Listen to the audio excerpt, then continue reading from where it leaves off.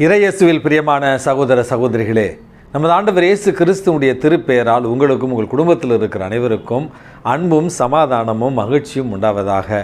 அன்புமிக்கவர்களே, August மாதம் 27ஆம் தேதி தாயான் திரு அவை திருச்சபையில் மிக முக்கியமான ஒரு புனிதராகிய புனித மோனிகா, புனித அகுஸ்தினாருடைய தாய், இவருடைய நினைவு நாளைத்தான் கொண்டாடுகிறது.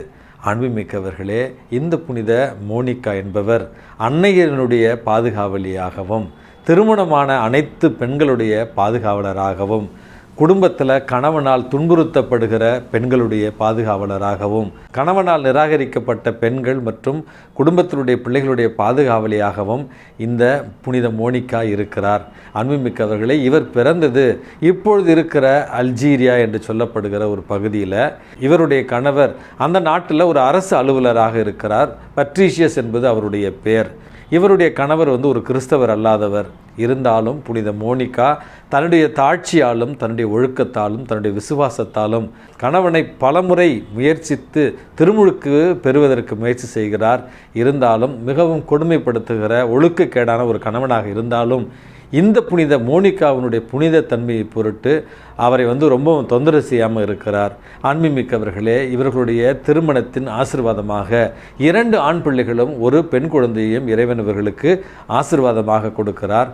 அந்த 2 ஆண் பிள்ளைகளில் ஒருவர் தான் அகுஸ்தினார். மிக இளைய வயதிலேயே கல்வியில் சிறந்து விளங்கினார் புனித அகுஸ்தினார் என்றும் இவருடைய வாழ்க்கையில் நம்ம பார்க்கிறோம். ஆனால் அவருடைய ஒரு வாழ்வு கல்வியின் நிமித்தமாகவும் அதே நேரத்தில் இந்த உலக அறிவை பெறுவதற்கான ஒரு தேடலிலும் பல ஊர்களுக்கும் பல நாடுகளுக்கும் சென்று அவர் ஒரு ஒழுக்கக்கேடான வாழ்வை வாழ ஆரம்பிக்கிறார். இந்த ஒரு ஒழுக்கக்கேடான வாழ்வு புனித மோனிகா அவருடைய மனதை ஒரு முள் போல தைத்ததாக இருந்ததாகவும் இறைவனிடத்தில் ஒவ்வொரு நாளும் தன்னுடைய மகனுக்காக அவர் ஜெபத்தில் போராடி தன்னுடைய மகன் மறுபடியும் ஒரு நல்ல கத்தோலிக்க கிறிஸ்தவனாக மாற வேண்டும் அப்படி என்று தொடர்ந்து ஜெபித்ததாகவும் இவருடைய வாழ்க்கையில் நம்ம பார்க்கிறோம். அன்புமிக்கவர்களே, இந்த உலக இன்பத்தை தேடியும் உலக ஞானத்தை தேடியும் புனித அகுஸ்தினார் ரோம் நகருக்கு சென்ற நேரத்தில் அவருடைய தாய் அவரை பின்பற்றி ரோம் நகருக்கு செல்கிறார். ரோம் நகரத்தில் தன்னுடைய தாய் தன்னை சந்திக்க வருகிறார் என்பதை புரிந்து கொண்ட அகுஸ்தினார் அங்கிருந்து மிலான் நகரத்துக்கு ஓடி போகிறார். மிலான் நகரத்துக்கும் இந்த புனித மோனிகா தன்னுடைய மகனை தேடி செல்கிறார். அங்கே தான் மிலான் நகரத்தில் தாயும் பிள்ளையும் அங்கிருந்த மிலான் நகரத்தின் ஆயரான புனித அம்ப்ரோசியாரை சந்திக்கிறார்கள். புனித அம்ப்ரோசியாருடைய ஜெபத்தாலும் அவருடைய முயற்சியாலும் புனித அகுஸ்தினார் மனம் மாறி நல்ல ஒரு கிறிஸ்தவராக மாறினார் என்றும் அதற்கு பிறகு தாயும் இவருடைய மகனும் மறுபடியும் அவர்களுடைய நாட்டிற்கு திரும்ப செல்ல காத்திருந்த நேரத்தில் தாய் மோனிகா நோயுற்று இறைவனடி சேர்ந்தார் என்று இவருடைய வாழ்க்கையில் நம்ம பார்க்கிறோம். அன்புமிக்கவர்களே, ஒரு சில புத்தகங்களில் 17 ஆண்டுகள் என்று சொல்லப்பட்டிருக்கிறது. ஒரு சில புத்தகங்களில் 21 ஆண்டுகள் என்று சொல்லப்பட்டிருக்கிறது. புனித மோனிகா தன்னுடைய மகனுடைய மனமாற்றத்திற்காக தொடர்ந்து ஜெபிக்கிறார். தன்னுடைய கணவனுடைய மனமாற்றத்திற்காகவும் ஜெபிக்கிறார். கடைசியில் இறைவனிடம் அழுது போராடி தன்னுடைய மகனுடைய மனமாற்றத்தை பெற்று தன்னுடைய மகன் நல்ல ஒரு கிறிஸ்தவனாக மாறிய பிறகு இறைவனுக்கு நன்றி கூறியவளாய் அவள் இறைவனடி சேர்ந்தார் என்று இந்த புனித மோனிகா அம்மாவுடைய வாழ்க்கையில் நம்ம பார்க்கிறோம். அன்புமிக்கவர்களே, நம்முடைய அன்னையருக்காக ஜெபிக்க உங்களை அன்போடு அழைக்கின்றேன். அதே நேரத்தில் கணவனுடைய கொடுமை, பிள்ளைகளுடைய தவறான வாழ்க்கை இவற்றின் காரணமாக ஒற்றை அன்னையராய் குடும்பங்களில் ஒவ்வொரு நாளும் கண்ணீரோடு இறைவனை மட்டுமே நம்பி வாழ்கிற ஒவ்வொரு அன்னையரையும் இந்த புனித மோனிகா அம்மாவுடைய பரிந்துரையில் நாங்கள் ஒப்படைத்து ஜெபிக்கிறோம். தொடர்ந்து ஜெபியுங்கள், விசுவாசத்தோடு ஜெபியுங்கள். இறைவன் உங்களுடைய கண்ணீரை துடைப்பார், உங்களுடைய வேண்டுதல்களை கேட்பார் என்கிற விசுவாசத்தோடு ஜெபியுங்கள். அன்புமிக்கவர்களே, இன்றைக்கு நமக்கு கொடுக்கப்பட்டிருக்கிற நற்செய்தி வாசகமானது நேற்றைய நற்செய்தி வாசகத்தினுடைய ஒரு தொடர்ச்சியாகத்தான் இருக்கிறது. இயேசு மறுபடியும் மறைநூல் அறிஞர்களையும் சதுசேயர்களையும் பரிசேயர்களையும் பார்த்து அவர்களுடைய போலியான வாழ்வையும் அவர்களுடைய வெளிவேடத்தனமான ஒரு வாழ்வையும் கண்டித்து திருத்தத்தான் இன்றைக்கும் முயற்சி செய்கிறார். அதனுடைய ஒரு வெளிப்பாடாகத்தான் இன்றைக்கு சொல்லுகிறார், வெளிவேடக்கார மறைநூல் அறிஞரே பரிசேயரே, ஐயோ உங்களுக்கு கேடு! நீங்கள் புதினா, சோம்பு, சீரகம் ஆகியவற்றில் 10 பங்கை படைக்கிறீர்கள். டைத் என்று சொல்லப்படுகிற தசம பதம் என்று இதை நம்ம புரிந்து கொள்ளலாம். ஆனால் திருச்சட்டத்தின் முக்கிய போதனையாகிய நீதி, இரக்கம், நம்பிக்கை இவற்றை கடைபிடிக்க நீங்கள் தவறுகிறீர்கள் அப்படி என்று சொல்லி, பிறகு இந்த நற்செய்தி வாசகத்தினுடைய கடைசி பகுதியில் வெளிவேடக்காரரே, குருட்டு வழிகாட்டிகளே அப்படி என்று சொல்லுவதன் மூலமாக இன்றைக்கு நாம் இந்த மண்ணுலகில் வாழ்கிற பொழுது இறைவன் திருமுன்னிலையில் வெளிவேடக்காரர்களாக இல்லாமல் இறைவனுக்கு முக்கியத்துவம் கொடுப்பவர்களாக, நீதிக்கும் இரக்கத்திற்கும் பிறர் அன்பிற்கும் முக்கியத்துவம் கொடுப்பவர்களாக நம்முடைய வாழ்வு இருக்க வேண்டும் என்பதைத்தான் முக்கியமான முதன்மையான செய்தியாக நமது ஆண்டவர் இயேசு கிறிஸ்து இன்றைக்கு நமக்கு தருகிறார். அன்புமிக்கவர்களே, இன்றைக்கு கல்லூரிகளுக்கெல்லாம் பயிற்சிக்காகவும் வகுப்பிற்காகவும் அவர்களுடைய ஆன்மீக வழிகாட்டுதலுக்காகவும் செல்லுகிற நேரத்தில் இளைஞர் இளம் பெண்களிடத்தில் வழக்கமாக நான் கேட்குற ஒரு கேள்வி, உங்களுக்கு என்ன தான் பிரச்சனை, என்ன வேணும்னு நீங்கள் சொல்லுங்கள், நாங்கள் பெரியவங்களாம் உங்களுக்கு என்ன செய்யணும், என்ன எங்ககிட்டேருந்து எதிர்பார்க்குறீங்க அப்படி என்று அடிப்படையான சில நேரங்களில் பேசுங்க, வாயை திறந்து பேசுங்க. ஏன்னா உங்கள் ஜெனரேஷன் பேசவே மாட்டேங்கிறீங்க, அமைதியாக இருக்கிறீங்க, எது கேட்டாலும் பதில் சொல்கிறதில்ல. ஆனால் உங்கள் ஃப்ரெண்ட்ஸுக்கிட்ட பேசுகிறீங்க அல்லது உங்களுக்கு பிடிச்சமானவங்கள்ட்ட மணிக்கணக்கில் பேசுகிறீங்க.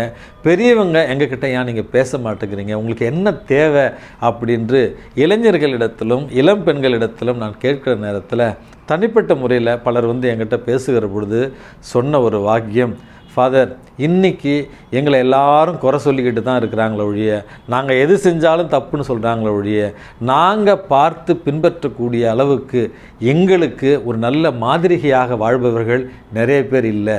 அதனால தான் இவங்கெல்லாம் வெளிவேடக்காரர்கள், அவங்க ஒன்று செய்கிறாங்க, எங்களை ஒன்று செய்ய சொல்கிறாங்க. அதனால தான் எங்களுக்கு பெரியவர்கள் அட்வைஸ் சொன்னாலே காது வலிக்குது, எங்களுக்கு தலை வலிக்குது அப்படி என்று வெளிப்படையாக சொன்னார்கள். அவர்கள் சொன்ன வந்த கருத்து இதுதான், எங்களுக்கு பின்பற்றுவதற்கு நல்ல தலைவர்கள், நல்ல மாதிரிகள் இன்றைக்கு இல்லை. அன்புமிக்கவர்களே, உண்மையாகவே நம்முடைய ஆன்மாவை பரிசோதனை செய்ய வேண்டிய அடிப்படையான ஒரு கேள்வி. எனக்கு தெரிஞ்சு ஒரு சலேசியன் பிரதர் ஒருத்தர் இருக்கிறாரு. சலேசிய சபையில் குருக்கள் சகோதரர்கள் என்று இருக்கிறார்கள். அந்த சகோதரர்கள் வாழ்நாள் முழுவதுமே சகோதரர்களாகவே இருப்பார்கள். அவர்கள் குருக்களாக அருட்பொழிவு செய்து கொள்ள மாட்டார்கள், பிரதர்களாகவே சகோதரர்களாகவே இருப்பார்கள். எனக்கு தெரிஞ்ச ஒரு பிரதர் லூகாஸ் கோம்ஸ் இன்னும் உயிரோடு தான் இருக்கிறாரு, காட்பாடி பகுதியில் இருக்கிறாரு.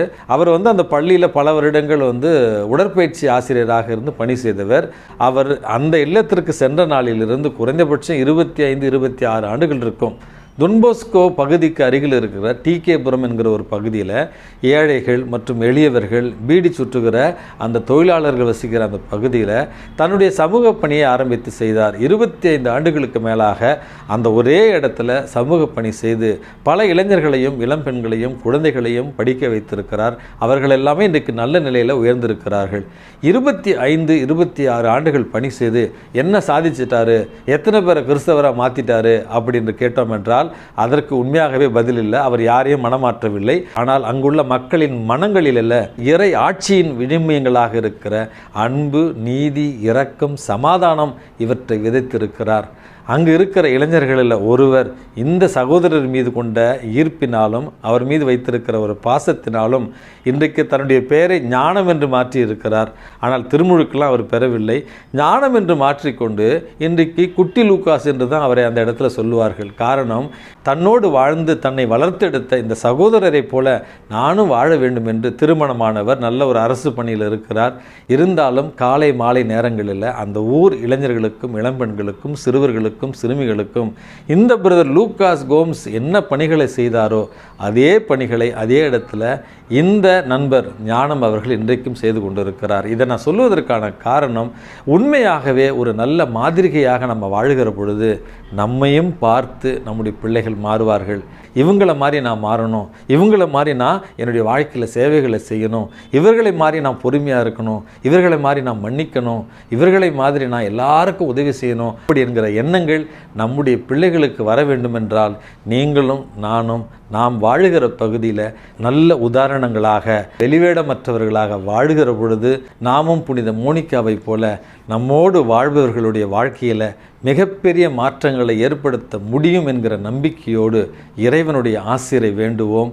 நாம் வாழ்கிற பகுதியில் இயேசுவின் சாட்சிகளாய் மாறுவோம். எல்லாம் வல்ல இறைவன், தந்தை, மகன், தூய ஆவி உங்களையும் உங்கள் குடும்பத்தில் இருக்கிற அனைவரையும் நிறைவாக ஆசீர்வதித்து பாதுகாத்து வழி நடத்துவாராக. ஆமேன்.